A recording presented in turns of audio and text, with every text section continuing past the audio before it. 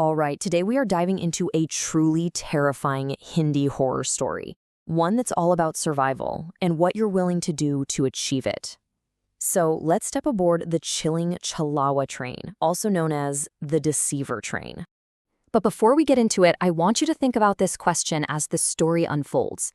If you were faced with an absolutely impossible choice, your life or the life of someone you care about, what would you really do to survive? Keep that in the back of your mind. So, at the very heart of our story is this chilling urban legend. We're not talking about just any old train. This is a ghost train, a train for the dead. And the legend is crystal clear. Once you're on, there is no getting off. The stakes are set right from the very beginning. Our story kicks off on a full moon night. We've got three friends, Vihan, Akhil, and a clearly terrified Myra, and they're racing through the empty highways of Delhi in a taxi. You can already feel the tension. And that brings us to our first section, Night's Terror. You can feel the suspense building because there's a literal ticking clock. It's 11:49 p.m., and Myra is just on edge, constantly checking the time. Then, at 11:59, their taxi screeches to a stop right at the station. They have 1 minute to spare, but it's not enough. Just as they're getting out, Myra's alarm goes off. It's midnight. They've missed the deadline. Now that it's too late, Myra finally explains why she's been panicking, telling them all about the chalawa train. And what do Vihan and Akhil do? They laugh. They actually laugh in her face, mocking her for believing in old ghost stories, totally dismissing the very real danger they are now in. So yeah, completely ignoring her pleas, they walk into the station, and this is where the next part of their nightmare begins, the journey on the ominous train. The Chandigarh platform, it's just desolate, eerily silent. And this is where things get really weird. The only person they see is this bizarre beggar who calls himself the IIT Baba. Get this, he's wearing a brand new iPhone around his neck, but he's asking them for money. He takes their cash, but then, as the train starts to arrive, he just starts screaming at them, frantically trying to warn them not to get on board. Out of a thick fog, this old, rickety wooden train just appears. There's no name on it, no destination posted anywhere, just a single ominous number painted on the engine, 13. And of course, ignoring the beggar's desperate warnings, the three friends get ready to board. As the door creaks open, they're met by this conductor. His name tag says Andunath. He's got this sinister smile, and he has this really disturbing way of looking at Myra, even licking his lips as he welcomes the boys and girls on board. I mean, every single sign is screaming danger, but they step inside anyway.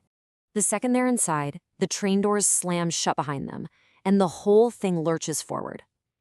They're trapped. And this brings us to the next chilling chapter of this ride, the first victim.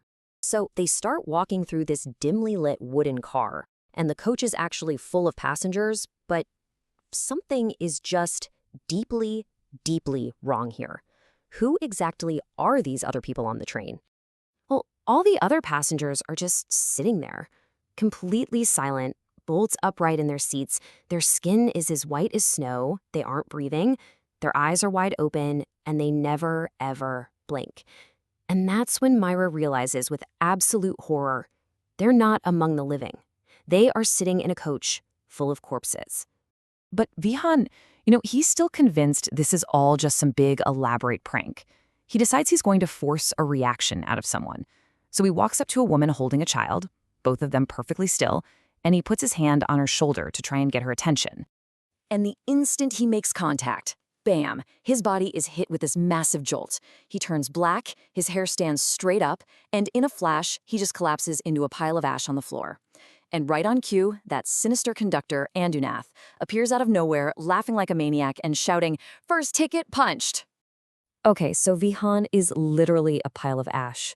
The threat is no longer a joke, it is horrifyingly real, and absolute panic sets in.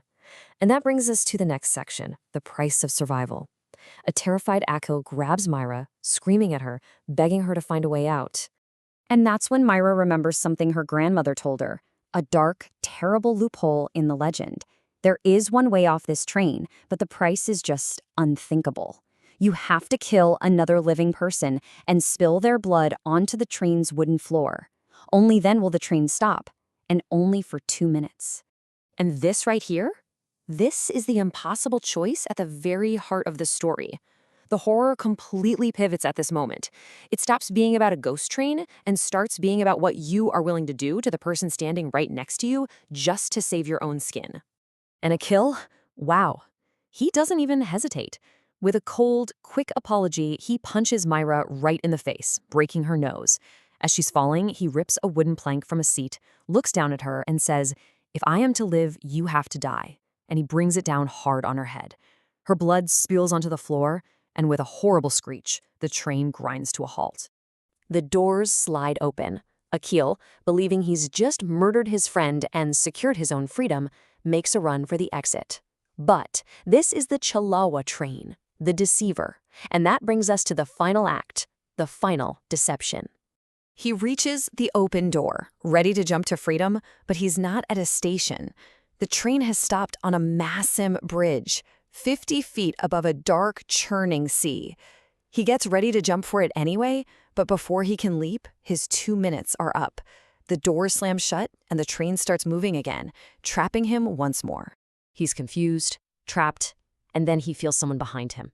He turns, and it's Myra. Her face is a mask of blood, and she's holding that same wooden plank. She was never dead, and now she delivers the ultimate twist. The time to leave wasn't mine. It's yours. Akil just breaks down, pleading for his life, reminding her that they're friends.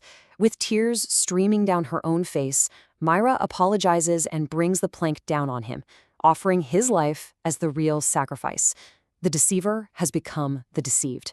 And the second his blood hits the floor, the train immediately screeches to a final stop. The doors open one last time. And this time, it's the platform of the Delhi station. Myra has survived, but she has paid an unimaginable price for it. Which brings us to the haunting conclusion: the lonely destination. A traumatized, broken Myra steps off the train and onto the platform. As the train begins to pull away, she looks back at the doorway one last time. And there, she sees the ghostly figures of her two best friends, Vihan and Akil. They're waving a final, sad goodbye before the train and her friends vanish forever into the fog. She's alive, yes, but she is completely and utterly alone.